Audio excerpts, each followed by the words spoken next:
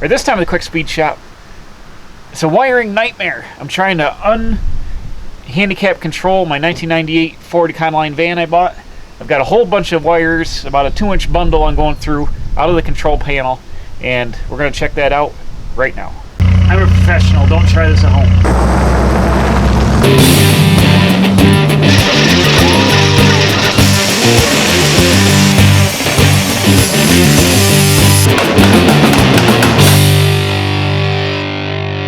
So the first thing I want to do on this van, where is it, is get rid of some of the nonsense in here.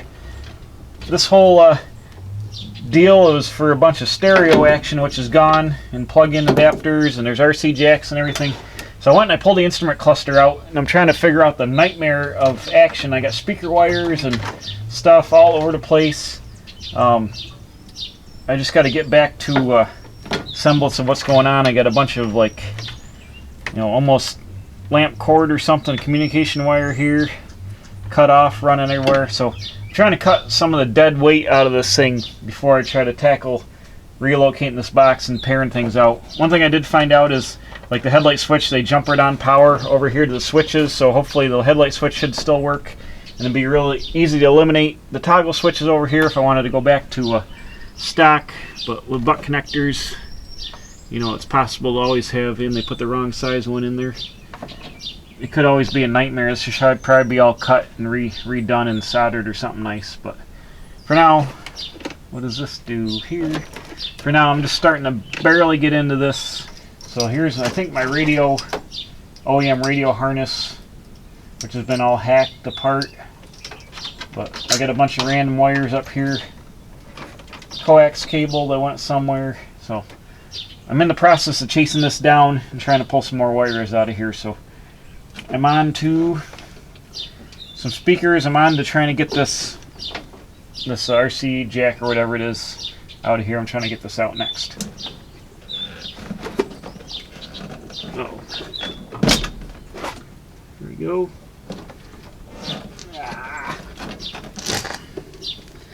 Now it's kind of bound up for now. We'll set that aside. Things like all twisted together haphazardly. We got here. Alright, success. I've eliminated all this nonsense that ran to the back. Get out of there. Eliminated all that nonsense. So now got something like this. What we got here, these are the wires for the visor.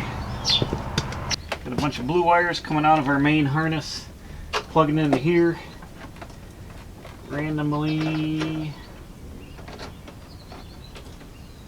That one looks like it was on fire. This is the problem with these conversions. They just hack into everything to make it work, and you gotta chase it back pretty much one wire at a time. I have no idea what this thing is. It's like strips of wood and this might be some like crude pressure contact or something, but this is screwed into the door jamb. I got no idea what the purpose of this is, so it's gonna go bye-bye because it obviously doesn't do anything. I fished some gray wires out here. There's a dual battery option in this they added, and let's see, these go up into here. Trace this. Aha, over there. There's a dual battery option they set up where you can switch between both batteries up here. Probably if you died with one with your ramp, you can use the other one. So I found there's two gray wires here. I pulled them through. I'm gonna do all that under the hood last. So I'm gonna get rid of these wires up here and see where they go. But more tinkering. Well, this isn't too bad of a pile of nonsense just for half an hour cutting. Found a cube relay here. There's a whole bunch more of these up under the inside the dashboard, but I've got to pare them down and figure out which ones I need to keep and which ones I can get rid of. But this is mainly stereo setup, and then a couple other miscellaneous things like that pressure switch coming out of there. But the first round, I'm sure of lots of wire to come out of this van. Okay, so it's a couple days later. I've been slowly de-wiring here. I got this huge bundle working. I pulled out a bunch of the switches that weren't used. so far, and I'm slowly chasing them back into the original harness of the truck. I found, I think, a bunch of stuff was hooked in. I think this was the wipers pigtail over here. I've got the radio pretty much disconnected over here. That's been kind of butchered. I found my fan controls, which are up here. All these blue wires. This was added later. That was the fan controls. I got that unhooked. And luckily, this isn't as bad as a butcher job as I thought it was going to be. They use different color wires. They've actually bundled a bunch of wires together with electrical tape. Obviously, when they were laying it out, they were running, a couple circuits at a time, and they were taping them up in the bundles. So it makes it easier to go backwards and unhook it. I've got a lot of cobbling going on with the headlight switch. I got about half of that disconnected over here, and eventually I'm going to cut the extra wires off. Like these went to the dome light wires, and a dash light wire that was on this off the interior light circuit, so I can remove these wires. There's some butt connectors I got to unbutt connect and replace over here in the headlight switch, but it's a long, painful process. I'm not going to bore you with a bunch of it, but pretty much just going circuit by circuit and pulling stuff out. Fingers crossed. I got everything out of this pod right down to just the bare ignition and start system. So I'm hoping this still works. I'm going to try to fire it up now and see if the ignition works. This light's not going to light up anymore, but oh, I heard it. It did something. Let me hit the starter. Alright, good. So my ignition circuits are still functional at this time. I've got everything else demoed out of here. So they went and they hacked off the ignition wiring harness connector to the column, so I've got to keep this intact for now so I can work on getting it ready to start. But I'm going to try to boondoggle around and maybe pick the switches out and just mount them on a panel here when I can figure out what to do. But let me go and hook the battery for a second. Hold on. So I'm doing pretty good. This is that ignition circuit here. You can see they butchered into the factory harness, so I can't just disconnect that or I won't have any way to turn the power on or try to start it. I've got the wires cut off the headlight switch. I found the connector for the windshield wipers, which goes here. I got a couple of wires I got identified. I don't know where they go. This is for the blower motor and all that on the heating controls here. I've got the blower motor switch over here, which needs to be hooked back up and wired back into that. The steering column still turns the wheels manually, but it doesn't power back and forth, obviously. This is for the ignition or the instrument cluster. Got everything ripped out.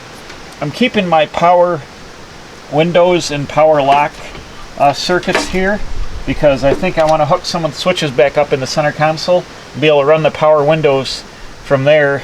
And they buggered into these. Actually never tried to see if they work, but I think I'm also, since I already got the redundant wires, I think I'm also going to put the switches on the center console for a little bit of extra boogie van action.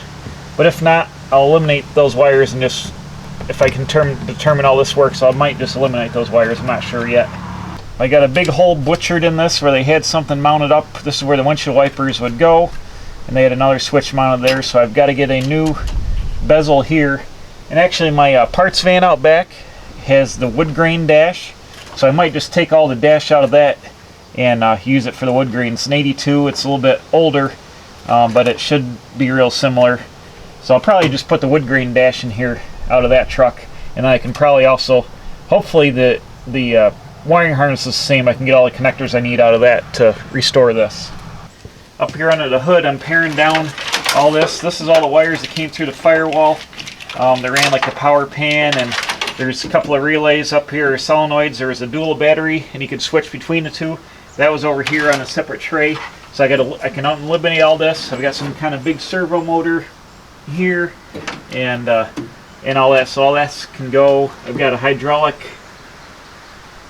Oh, this is a hydraulic. You know what? This probably ran the wheelchair lift. So this is a hydraulic pump and a hydraulic reservoir, which went down to the power steering pump. So it must use the, you know what? This must be a hydraulic motor, and it used the power steering pump to run the hydraulics. I don't know. So I got to pare down all this and see what's going on down there. I've got some other action. I see a vacuum pump that runs off the power steering. bracket of some sort. All kinds of nastiness down there. So I'm just going to go ahead. Most of these are just cut off, are all cut off inside now, so I can just rip all this crap out here. Get back down to factory.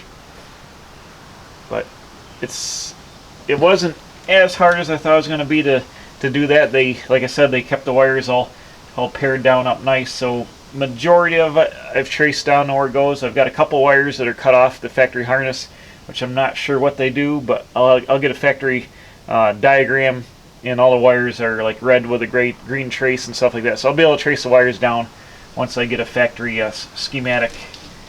But in the meantime, I'm just going to demo the rest of this out under the hood and button it up from there. Something I got working on here in the back. This is the factory driver's side seat. It's a factory Ford low back bucket for the Econoline. But what I've been working on is I parted out a Jeep Grand Cherokee that I bought. You might have seen the video on it. I bought for $100 from my buddy. I went and sent that to the junkyard today, but I saved the whole leather interior, including the heated leather power bucket seats out of it. And they're a pretty nice shape. This is the driver's seat. It's got one little tear over here, which I can probably sew up. But I think they're about the same size as the factory buckets. They got a little headrests, and they're hella comfortable. So I think I'm going to put these leather bucket seats up in the front of this thing.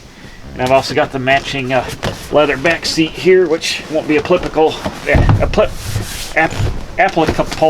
whatever. It won't work in this application, but I think I'm going to use these Jeep Grand Cherokee leather bucket seats in the front, and this thing will be super comfortable to ride around in when you're getting your boogie on. So I'm going to keep tinkering now, get things kind of a little buttoned up here a little bit more, and identify some wires and clean all this mess up in here. It's a disaster. I got a whole pile of switches now I can use on stuff. Bam, everything. And almost check this out, this whole tote is all full of wire. That's all the wire I cut out of this thing. So pretty crazy. So that's it for now. More progress on the Quick Speed Shop Boogie Van. So thanks for watching. Please subscribe. I'm putting out new videos every Wednesday and Saturday. Hit the bell for alerts. Tell your friends. And we'll see you right back here at the Quick Speed Shop working on the Quick Speed Shop Boogie Van.